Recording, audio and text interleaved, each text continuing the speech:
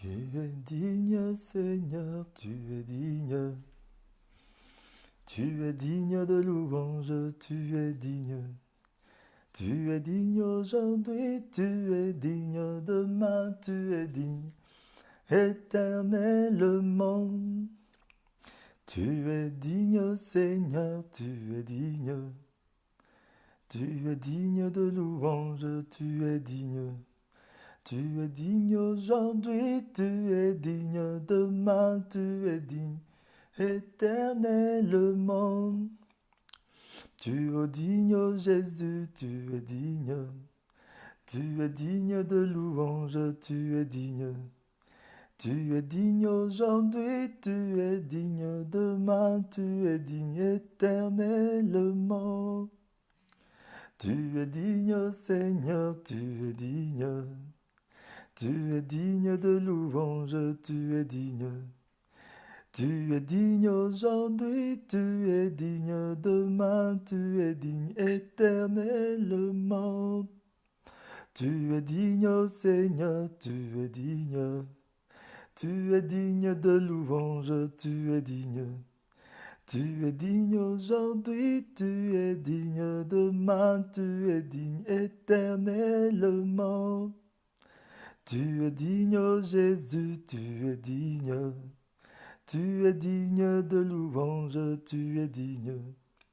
Tu es digne aujourd'hui, tu es digne demain, tu es digne éternellement. Tu es digne, Seigneur, tu es digne. Tu es digne de louange, tu es digne. Tu es digne aujourd'hui, tu es digne demain, tu es digne éternellement. Tu es digne, Seigneur, tu es digne. Tu es digne de louange, tu es digne. Tu es digne aujourd'hui, tu es digne demain, tu es digne éternellement. Oui, mon frère, ma soeur bien-aimés, soyez tous bénis. Shalom, shalom à vous. Je suis votre frère, l'évangéliste Teddy Avis Mapuka, l'oiseau de bonnes nouvelles. Me voici, je viens ici aujourd'hui. Un petit moment d'exhortation, je crois que je ne serai pas trop long. Alléluia, soyez tous bénis. Je ne serai pas trop long, mais j'aimerais que quelqu'un puisse partager ce message, inviter d'autres personnes à suivre ce message. Nous sommes dans une période où nous devons nous soutenir les uns les autres. Nous devons apporter la bonne nouvelle. Nous ne devons pas cesser de parler de Jésus autour de nous. Nous ne devons pas cesser de fortifier nos frères parce que c'est un moment terrible. Là où tout le monde est confiné à la maison, c'est des habitudes qu'on n'avait pas, qu'on est en train de chercher à reprendre. Aujourd'hui, ça devient difficile même supporter son frère à la maison, supporter sa sœur, supporter même son propre enfant, supporter la famille, supporter son mari, sa femme et tout, tout devient difficile. Mais ce moment est pour nous un moment de reprendre les bases, d'apprendre de nouvelles choses, d'essayer de marcher avec tout le monde, parce que le Seigneur aimerait que nous puissions vivre en cohésion avec les autres, avec la famille, avec tout le monde. Nous sommes des enfants de Dieu, nous devons le savoir. Mais avant que je puisse entrer dans ce moment, qui est un court moment que je vais apporter une petite exhortation à quelqu'un pour fortifier la foi des enfants de Dieu, parce que nous devons savoir que quelle que soit la valeur de X, quel que soit ce qui peut arriver, nous devons toujours prôner la parole de vérité, la parole d'encouragement. Nous devons toujours emmener la parole de vie. Nous devons toujours, même s'il reste une seconde pour vivre, nous, les mots qui doivent sortir de notre vie doivent être que des mots de positivité. Nous devons toujours reconnaître que Dieu est Dieu, que Jésus est Seigneur, son nom est au-dessus de tous les noms. Même si les gens sont en train de mourir, c'est vrai, mais cela ne dépassera jamais Jésus de Nazareth. Même si, quel que soit ce qui peut se passer dans ce beau monde, Jésus-Christ est le nom au-dessus de tous les noms. Rien ne dépassera ce nom, rien ne sera au-dessus de ce nom, mon frère, ma soeur. Quel que soit ce que tu vis, même si tu as touché le fond, même si nos pays ont touché le fond, notre entreprise, quoi que ce soit touché le fond, mais Jésus reste toujours Seigneur. Je vais prier rapidement. Éternel Père de gloire, je remets ce moment à toi. Bénis mon frère, bénis ma soeur, bénis toute personne qui suit ce moment de 5 minutes pour sauver. Transforme le cœur de pierre en cœur de chair. Transforme nos cœurs, donne-nous des cœurs dociles, des cœurs qui reçoivent la parole de Dieu. Débouche nos oreilles, délie nos langues. Seigneur, ouvre nos yeux, permets-nous d'accéder à la magistrature suprême, de nous approcher du trône de la grâce. Béni soit ton saint nom, bénis ta parole, que tout soit pour le bon nom de Jésus-Christ. Nous avons ainsi prié. Amen. Oui, shalom, shalom tout le monde. Je vais lire un passage rapidement parce que je serai relativement court, je ne serai pas trop long. Prenez la Bible, votre Bible dans le livre de Marc, Marc 10 à partir du verset 46. Prenez Marc 6 à partir du verset 46. N'hésitez pas de partager, d'inviter d'autres personnes à suivre ce message. Ça ne peut que nous faire du bien, ça peut que nous encourager, nous fortifier, parce que nous devons nous fortifier, fortifier notre foi. Je vais lire la parole du Seigneur qui dit ceci. Marc 10 à partir du verset 46, qui dit « Ils arrivèrent à Jéricho lorsque Jésus sortit de la ville avec ses disciples et une assez grande foule. Bartimée, le fils aveugle de Timée, était assis en train de mendier au bord du chemin. Il entendit que c'était Jésus de Nazareth et se mit à crier. « Fils de David, Jésus, aie pitié de moi. » Beaucoup le reprenaient pour le faire taire, mais il criait beaucoup plus fort. « Fils de David, aie pitié de moi. » Jésus s'arrêta et dit, « Appelez-le. » Ils appelèrent l'aveugle en lui disant, « Prends courage, lève-toi. » Il t'appelle. L'aveugle jeta son manteau et se levant d'un bond vint vers Jésus. Jésus prit la parole et lui dit, « Que veux-tu que je fasse pour toi ?» « Mon maître, lui répondit l'aveugle, « que je retrouve la vue. » Jésus lui dit, « Vas-y, ta foi t'a sauvé. » Aussitôt, il retrouva la vue et il suivit Jésus sur le chemin. Oui, mon frère, ma soeur, oui, bien-aimé, voilà ce que je vais dire. Vous savez, ce message, c'est un message important qui est chargé de beaucoup de révélations. Il y a beaucoup de révélations derrière ce message. Alléluia. Le message que nous avons vu, qui est un message avec un peu de versets, qui n'est pas trop long, mais c'est chargé de beaucoup de révélations. La révélation qui est derrière ce message, c'est quoi? Déjà, on dit que Jésus, ils arrivèrent à Jéricho. Nous savons tous ce que représente Jéricho dans la Bible. Jéricho représente le blocage, parce que c'est la première ville qui a bloqué les enfants de Dieu lorsqu'ils allaient sur leur terre promise. Ça veut dire qu'aujourd'hui, lorsque nous entendons Jéricho quelque part, Jéricho en ce moment peut être la situation qui nous empêche d'accéder à notre magistrature suprême. Peut être cette chose aujourd'hui qui veut nous empêcher de voir la gloire de Dieu. Peut être cette pandémie. Peut être cette zone aujourd'hui qui devient noire. Ça, c'est Jéricho. Alléluia. Mais dans notre Jéricho, dans ton Jéricho, dans la situation où tu te trouves, là où tu vois que tout est devenu noir, tout est devenu obscur, tout est bloqué. Comment c'est au moment où tu t'attendais à entrer en stage. C'est au moment où tu devais signer un contrat. C'est au moment où tu devais peut-être voyager. C'est au moment où tu devais avoir un bon travail. C'est à ce moment-là que le coronavirus vient se présenter. C'est au moment où tu dois accéder à ta terre promise. C'est au moment où tu dois entrer pour traverser quelque part à ce que Dieu t'a promis. C'est à ce moment-là que le coronavirus aussi intervient. Ça veut dire que c'est au moment où le peuple d'Israël a quitté l'Égypte. Ils ont traversé le désert, le périple. Là où ils devaient accéder à la terre promise, c'est à ce moment-là que Jéricho aussi s'interpose. Ça veut dire qu'aujourd'hui, Jéricho qui s'interpose de la vie des enfants de Dieu, on dit que Jéricho représente un peu ce qui est en train de se passer. Les gens sont en train de se dire, mais comment ça se fait? Mais Dieu nous a fait des promesses. Comment ça se fait que j'ai reçu du Seigneur, que je devais travailler, je devais avoir un bon contrat, je devais aller par ceci, je devais faire cela. Mais regardez un peu ce qui est en train de se passer. Ça veut dire que là, dans ton Jéricho, Jésus est en train d'arriver. Mon frère, ma soeur, Jésus arrive dans ton Jéricho. C'est ce que j'essaie de dire à quelqu'un en ce moment. Je ne sais pas si vous m'entendez. Jéricho représente ce blocage. Mais lorsque Jésus sortit de la ville avec ses disciples et une assez grande foule avec Bartimée, le fils aveugle de Timée, était assis en train de mendier au bord du chemin. Vous savez tous que lorsque quelqu'un est aveugle, non seulement il est aveugle, mais il est mendiant. Vous savez que ça veut dire que sa peine était terrible. Non seulement il se trouvait à Jéricho, il était dans un blocage, mais il était aveugle et il est mendiant. C'est un peu ce qui se passe dans le monde. Les gens aujourd'hui sont bloqués, les gens vivent la misère totale. Les gens, non seulement ça, mais les gens sont aveuglés, ils vivent la mendicité. C'est un peu ce qui est en train de se passer dans le monde.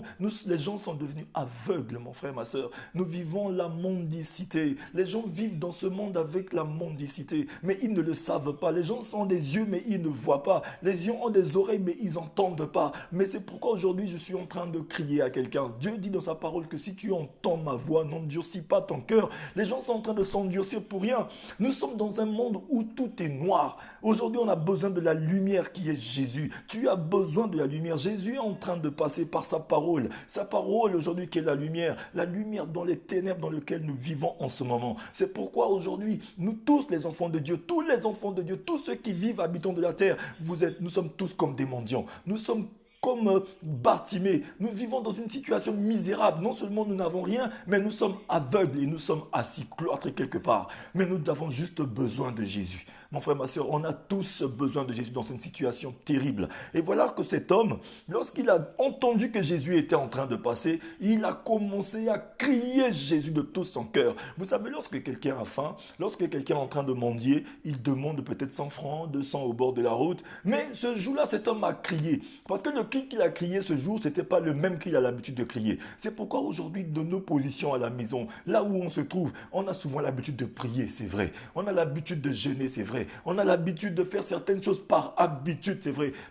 Mais pour cette période-là où on se trouve, le Seigneur demande à ce qu'on puisse avoir une autre attitude. Parce qu'on doit avoir l'attitude de Bartimée. L'attitude d'une personne qui veut réellement que sa situation change. Parce qu'une personne qui a besoin que sa situation change, il n'écoutera pas les gens autour de lui. Il n'écoutera pas, il va fermer ses oreilles. Étant donné il y avait des gens qui ont essayé de dire, mais Bartimée, tais-toi. Tu nous empêches d'écouter Jésus. Tu nous empêches d'avancer. Il y aura des gens qui vont dire que tu es fou. Lorsque tu vas être en train de prier, de chercher Jésus. Lorsque tu vas changer tes habitudes. Les gens vont dire que tu es malade. Les gens vont dire que tu deviens désespéré, tu es terrible. Dis oui. C'est mon moment à moi. Ce moment, le Seigneur aimerait que tu puisses saisir ce moment. Parce que Jésus est en train de passer dans ton Jéricho. Jésus est en train de passer devant ta situation. Bartimée a dit, il n'avait pas d'oreilles. Il n'avait pas des yeux pour voir. Il était un mendiant assis. Mais il a développé quelque chose qu'on appelle l'audition. Il a écouté que non, le Fils de l'homme est en train de passer. Aujourd'hui, tout le monde est en train d'écouter que Jésus veut venir dans notre situation. C'est le moment pour nous de crier à Jésus. On doit crier d'une autre manière. Parce que la façon dont aujourd'hui nous sommes en train d'appeler Jésus, ce n'est pas la façon dont on a l'habitude souvent de l'appeler. On doit appeler Jésus d'une autre manière en ce moment, frère, ma soeur. Appelle Jésus avec tes genoux à terre. Appelle Jésus avec tes moments de jeûne et de prière. Appelle Jésus, abandonne tes habitudes, abandonne ton lit, dors même par terre. Crie à Jésus. Parce qu'au sortir de cette situation, il faut que tu sortes avec quelque chose. Nous avons besoin de sortir avec quelque chose. Ce moment de confinement, c'est un moment précieux pour nous. Comme les disciples de Jésus étaient dans cette chambre haute ce jour, c'était un moment spécial. Parce que ce jour-là, lorsque la puissance est descendue sur eux, ils ont entendu un bruit qu'ils n'ont jamais entendu. Entre-temps, il y avait tous les Juifs en Israël, dans le monde entier qui étaient venus en Israël. Ils ont tous entendu le bruit qui était dans cette petite chambre haute. Il faudrait que dans ta situation, il faudrait que les gens autour de toi sachent que réellement tu as rencontré Jésus. Sache que réellement, lorsque tu sors de cette situation, que ta vie change, que tu ne sois plus jamais la même personne. Parce que lorsque cet homme a tellement crié, alors que les gens lui disaient, mais tais-toi, Jésus a dit non, appelez-moi cet homme. Et non seulement il a appelé Jésus par un nom d'intimité, il faudrait que toi, dans ta situation d'intimité, que tu puisses avoir un nom par lequel tu appelles Jésus. Il faudrait que tu puisses avoir, parce qu'une personne qui a de l'intimité avec quelqu'un, c'est comme aujourd'hui, moi, une personne qui m'appelle avec peut-être mon sobriquet de l'école militaire, ou bien qui m'appelle avec un nom d'enfant de troupe, un nom là où j'étais tout petit, même lorsque ma mère, même un petit nom, ou même ma mère ne m'appelle pas souvent avec,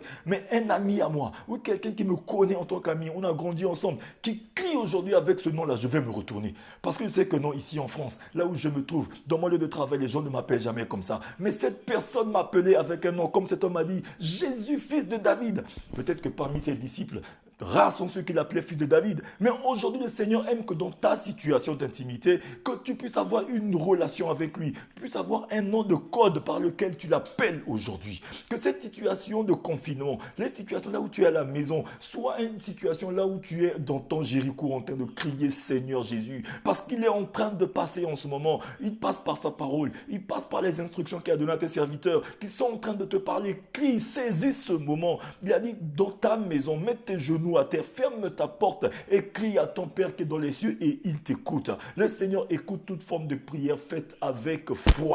Aujourd'hui, tu es comme Bartimée, tu es aveugle et tu es mendiant. Oui, les gens peuvent dire ce qu'ils veulent de toi, mais tu sais ce que tu veux, tu sais ce que tu veux. Aujourd'hui, on peut dire que non, tout le monde va mourir, mais toi, tu sais que tu as la vie parce que Jésus est en toi.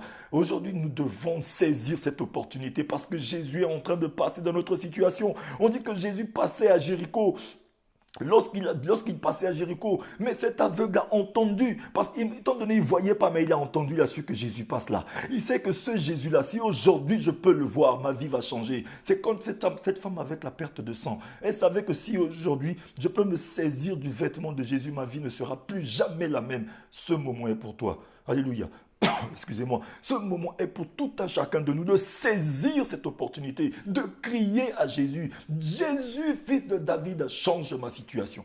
Il a crié et Jésus a encore utilisé ces mêmes personnes qui ont voulu le faire taire. Aujourd'hui, les mêmes personnes qui t'appellent fou, les mêmes personnes qui disent que pour toi c'est fini, les mêmes personnes qui croient que Jésus n'est pas Seigneur dans ta vie, ces mêmes personnes seront ceux que Jésus va utiliser pour venir faire ton éloge. Seront ces mêmes personnes que Dieu va utiliser pour venir t'applaudir, pour glorifier Jésus dans ta vie, pour commencer à dire non, réellement cette femme-là, oui cet homme-là, oui cette personne-là, réellement il a un Dieu qui est vivant. Aujourd'hui, mon frère, ma soeur, saisissant cette opportunité, je suis l'oiseau de bonne nouvelle. Je ne peux pas prêcher le malheur. Je ne peux pas dire aux gens que vous allez tous mourir demain. Mais moi, je vais vous dire qu'en Jésus-Christ, vous vivrez et vous témoignerez les bienfaits de l'Éternel. Parce qu'avec lui, nous ferons des exploits. Les exploits, ce n'est pas des victoires. Les exploits, c'est plus que des victoires. Les exploits, c'est des choses auxquelles les gens croient qu'on ne peut pas faire, que nous allons faire. Parce que ce Jésus-là va opérer un miracle stratégique dans notre vie.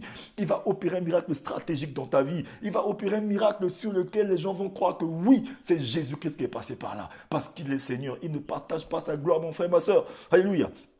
Et nous allons voir que lorsqu'on appelait cet aveugle, il est venu à Jésus. Et Jésus lui dit, en venant à Jésus, il lui a dit, prends courage, lève-toi. Aujourd'hui, le Seigneur te demande, lève-toi et prends courage. Prends courage et ressaisis-toi. Je serai avec toi dans ce que tu entreprendras de faire. Le Seigneur te demande de te lever et de prendre courage. Lui, il sera seulement avec toi dans ce que tu entreprendras de faire. Si tu n'as encore rien fait, lui n'a encore rien fait. Il veut que tu mettes tes genoux à terre. Il veut que toi, tu cries. Parce que la façon dont tu vas crier aussi, ce ne sera pas la même manière que tu as l'habitude de crier. Sortons des habitudes. Les habitudes tuent la foi. Les habitudes détruisent la foi. Nous ne devons pas rester que dans les habitudes, mon frère, ma soeur. Nous devons quitter les habitudes pour entrer dans ce qu'on appelle, aujourd'hui nous devons entrer dans la persévérance. Nous devons bousculer nos habitudes. Nous devons changer nos manières de prier. On avait souvent l'habitude de prier, mais aujourd'hui ça doit changer. Cet homme avait l'habitude de crier, de demander de l'argent. Mais ce jour-là, sa façon de crier était différente. Était tellement si différente que sa vie a changé. Et en plus, regardez l'acte prophétique qu'il a fait. Lorsque Jésus a dit ceci, Jésus a dit, appelez-le. Et tout d'un coup, cet homme, on dit l'aveugle jeta son manteau et se levant d'un bond, vint vers Jésus. Aujourd'hui, lorsque Jésus vint à toi, tu dois comprendre que non. Avant d'avoir quelque chose de Jésus, tu as besoin d'abandonner quelque chose d'abord. Cet homme a jeté son manteau parce qu'il sait que ce manteau l'empêchait de voir quelque chose de bien. Il savait que ce manteau l'empêchait parce qu'avant d'avoir un nouveau manteau, tu as besoin d'abord de jeter ce manteau. Parce que même lorsque Élisée, avant d'utiliser le manteau d'Élie, il a d'abord eu besoin de jeter son ancien manteau. C'est que nous avons d'abord besoin de lâcher quelque chose avant d'avoir quelque chose du Seigneur. Mais nous les chrétiens aujourd'hui, nous avons cette vilaine habitude. Nous avons cette mauvaise manière de voir les choses. On veut d'abord que, bon Seigneur, si tu veux que je laisse ça, donne-moi d'abord ça. On vient conditionner le Seigneur. Mon frère, ma soeur, tu ne peux pas conditionner Dieu. Dieu n'a pas besoin de bénédiction. Dieu n'a pas besoin de santé. C'est nous qui avons besoin de santé. C'est nous qui avons besoin de bénédiction. C'est nous qui avons besoin de paix aujourd'hui. Dieu n'en a pas besoin parce que c'est lui la paix. C'est lui la joie. C'est lui l'amour. C'est lui la bénédiction. Lui, on n'a pas besoin parce qu'il est cette chose. C'est sa nature à lui. C'est nous qui en avons besoin. Mais pourquoi aujourd'hui, quand on nous demande de faire certaines choses, de pratiquer certaines choses, de changer notre manière de voir les choses, de commencer à prier dans nos maisons, mais pourquoi nous voulons toujours conditionner Dieu? Mon frère, ma soeur, ne conditionne pas Dieu. Cet aveugle-là, lorsqu'on lui a dit lève-toi et prends courage, va vers Jésus, qu'est-ce que cet homme a fait? Il a d'abord jeté son manteau. Ça veut dire qu'il a jeté sa mauvaise habitude. Il a jeté son péché. Il a jeté ses mensonges. Il a jeté ses critiques. Il a jeté son hypocrisie. Il a jeté son orgueil. Il a jeté son arrogance.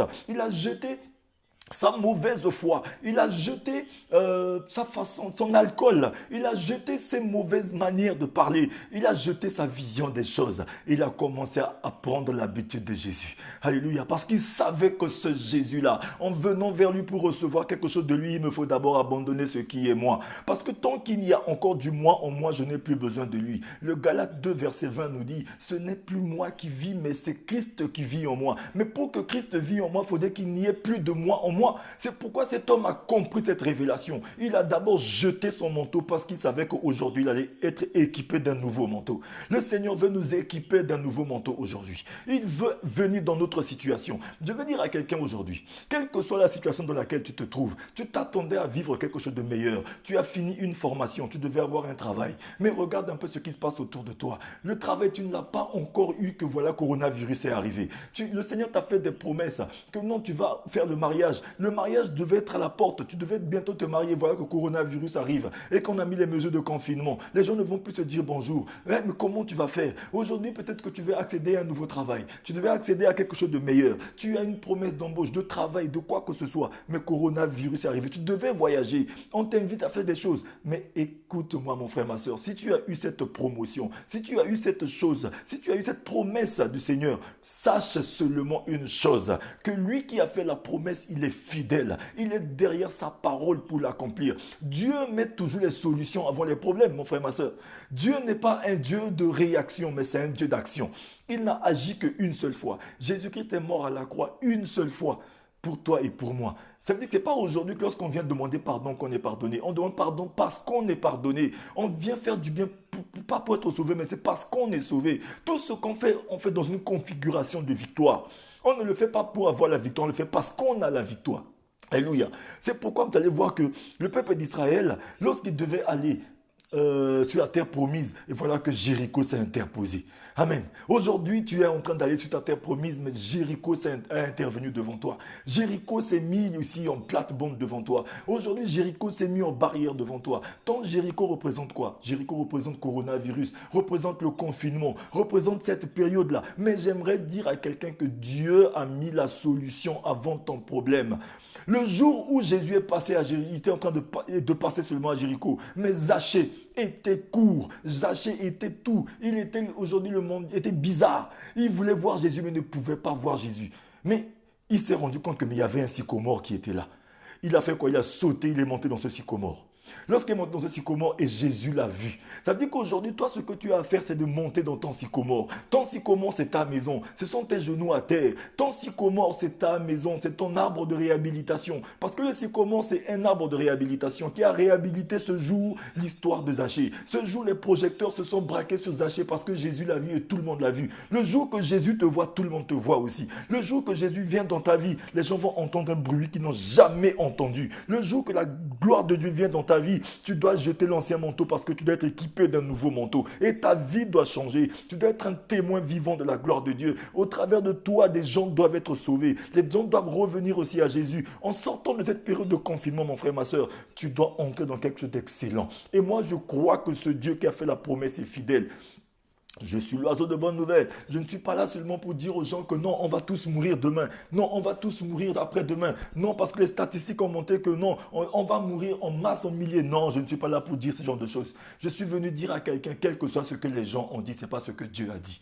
Dieu a fait une promesse qui est en train de s'accomplir. Il nous a dit que les tempêtes vont s'abattre sur nous, mais elles ne nous feront rien parce qu'on est en train d'établir notre fondation sur le rocher qui est lui, Jésus. Alléluia. Mon frère, ma soeur, jette ton manteau comme cet homme. Il a jeté le manteau. Ce que moi j'aimerais te dire, jette tes mauvaises habitudes, jette tes mauvais comportements. Tiens-toi à ses pieds. Il a dit, si mon peuple sur qui est invoqué mon nom s'humilie, reconnaisse son péché, le confesse, je lui pardonne son péché, je lui guérirai son pays, je l'exauce des cieux. Aujourd'hui, le Seigneur veut venir dans notre situation. Il veut venir dans la situation de quelqu'un aujourd'hui. Il veut nous faire du bien. Mon frère, ma soeur, toi qui me suis aujourd'hui, tu as écouté la voix du Seigneur. Je suis l'oiseau de bonne nouvelle. Et vraiment pour finir, Jésus a dit à cet homme, que veux-tu que je fasse pour toi? L'homme lui a dit que je retrouve la vue. Aujourd'hui, j'aimerais poser la question à quelqu'un. Que veux-tu que Jésus fasse pour toi? Parce que quand tu es encore aveugle, tu ne peux pas savoir. Même s'il y a du pain à côté de toi, tu ne peux pas voir. Même s'il y a à manger, tu ne peux pas voir. C'est pourquoi aujourd'hui, tout le monde est aveugle. On a besoin que Jésus puisse nous laver les yeux. Il a dit, achetez chez moi du collier pour vous laver les yeux.